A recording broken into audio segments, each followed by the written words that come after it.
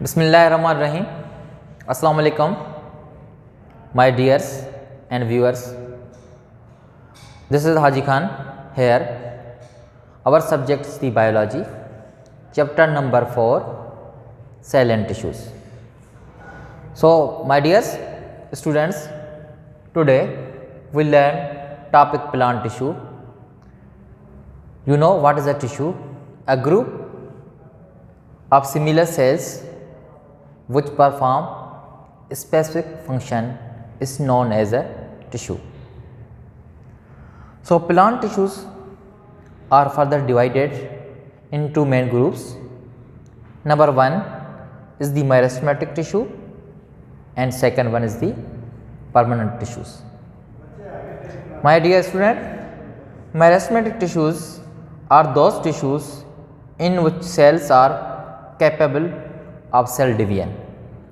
Meristematic tissues वो tissues होते हैं उनमें जो सेल्स मौजूद हैं उन सेल में ये कैपेबिलिटी है कि वो सेल डिवाइडेड हो जाएं।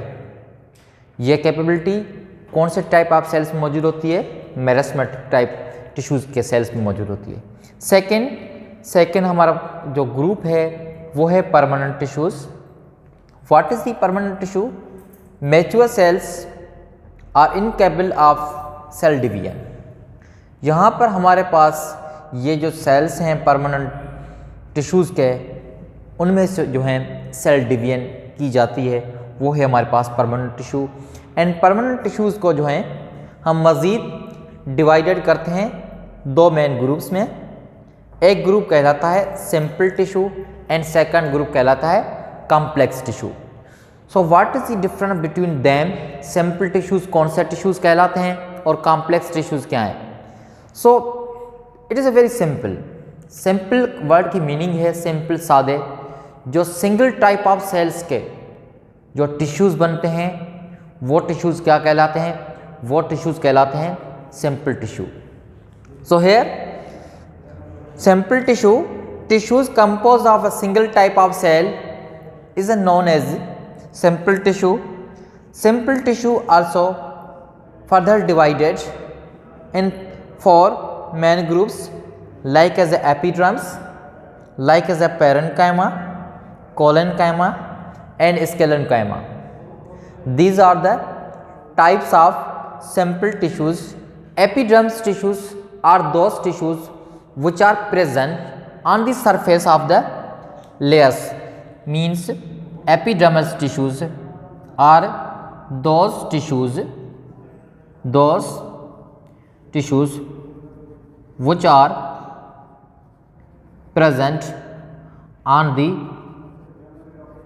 surface of plant body.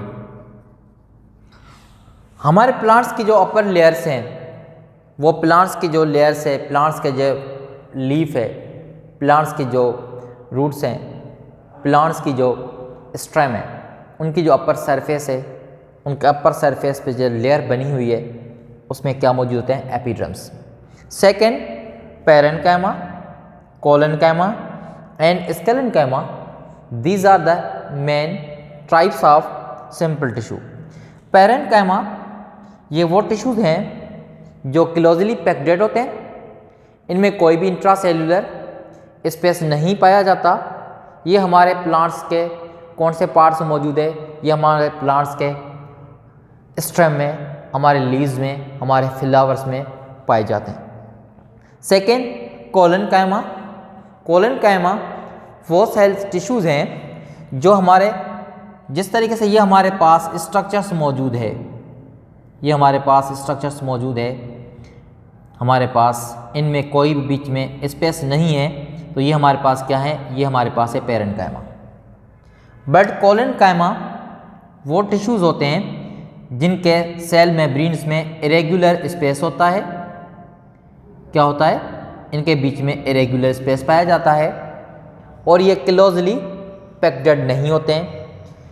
और ये कोलेन्काइमा प्लांट्स के कौन से पार्ट में पाए जाते हैं? ये प्लांट के सॉफ्ट पार्ट में पाए जाते हैं, like as a fruit. And other is the sclerenchyma. इनको हम आम तौर पे commonly known as a dead tissue भी कहते हैं, ये डेड टिश्यूज़ हैं। डेड टिश्यू वर्ड की मीनिंग यहाँ पर क्या मकसद हुई, यहाँ पर डेड टिश्यूज़ वो टिश्यूज़ हैं जिस तरीके से हमारे पास कोकोनट है, हमारे पास अखरोट है, ऐसा फ्रूट जिनका बैरूनी शेल जो है वो हार्ड हो, स्ट्रांग हो, वो कहलाते हैं डेड टिश्यूज़। तो dead tissue is the example of sclerenchyma. Okay बेटा my viewers, second is the complex tissue. Complex tissues are the divided in the xylem and phloem. So here is the meristematic tissue. So we are going to explain the type of what is the meristematic tissues. Meristematic tissues, these tissues are composed of cells which are ability to divide it. Meristematic tissues उन sales से बना हुआ है जिनमें ability है कि वो sales आसानी से डिवाइडेड हो जाते हैं। अब हम इनकी पोजीशन देखना चाह रहे हैं कि मेरिस्टेमेटिक टिश्यूज़ कौन सी लोकेशन में मिलते हैं, किस जगह पे प्लांट्स में पाए जाते हैं। उनकी दो मेन पोजीशंस हैं, एक पोजीशन कहलाता है apical meristematic and second one is the lateral meristematic. Apical meristematic क्या होती है? Tissues are present at apex of roots and stems. Stems के अपर सरफेस पे एंड रूट के अपर सरफेस पे जो टिश्यूज मौजूद होते हैं वो किस चीज़ के बने हुए हैं? एपिकल मेरिस्टेमेटिक के। Okay my dear student, lateral meristematic क्या है? They are located on lateral side of root and stem.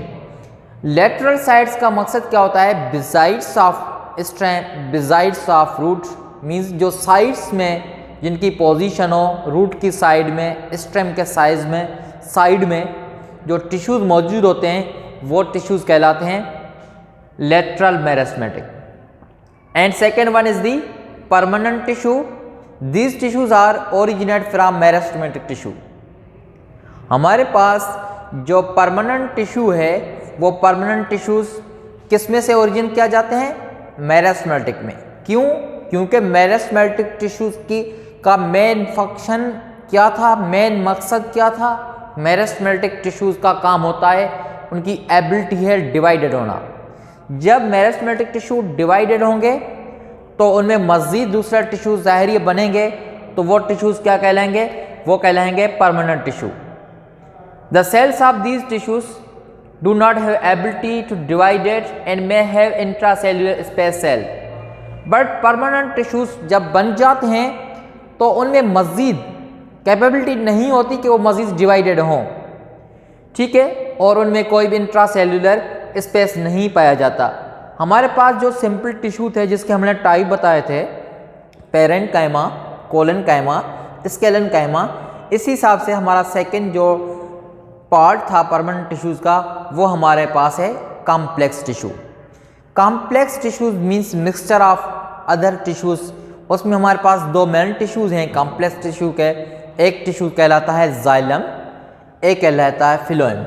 Xylem की जब हम बात करते हैं तो जाइलम का काम होता है waters and water plus solute को कंसंट्रेट करना, स्टोर करना। हमारे प्लांट्स में हम जो प्लांट्स को वाटर देते हैं वो प्लांट वाटर को जो है जाइलम टिश्यूज़ के थ्रू, जाइलम वेसल्स के थ्रू वाटर को ट्रांसपोर्ट करता है।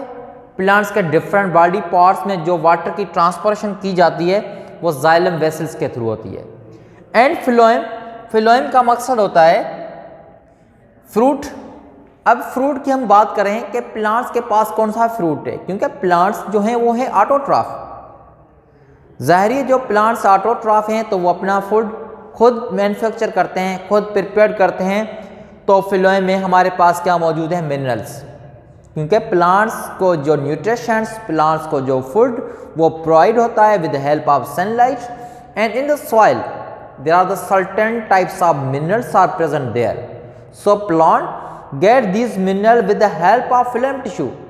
इन the phloem tissue they have the sieve tube like. Sieve का मकसद क्या होता है? एक छनी ट्राइब होते हैं, जिस तरीके से आपने प्लांट्स की रूट्स देखी होती हैं जो अंडरग्राउंड्स होती हैं, जब उन रूट्स में इतनी कैपेबिलिटी पाई जाती है कि वो डिफरेंट टाइप्स के न्यूट्रिशंस, डिफरेंट टाइप्स के मिनरल्स को ज़मीन में से सक करके प्लांट्स को पहुंचाते हैं। आपने देखा होता है कि हमारे प्लांट्स में मिनरल्स और विटामिन बी ज़रूरी है। अगर किसी प्लांट्स में मिनरल की डिफिशिएंसी हो जाती है तो प्लांट्स के जो कलेक्शंस हैं, प्लांट्स के फ्रूट हैं, वो एबनॉर्मल नज़र आ जाते हैं, उनकी कंडीशंस जो होती हैं वो ख़राब हो जाती है। तो बेटा today we have completed this topic of plant tissue. If you have any query, you can feel free contact on the website of Progenitor. Best of luck. Thank you.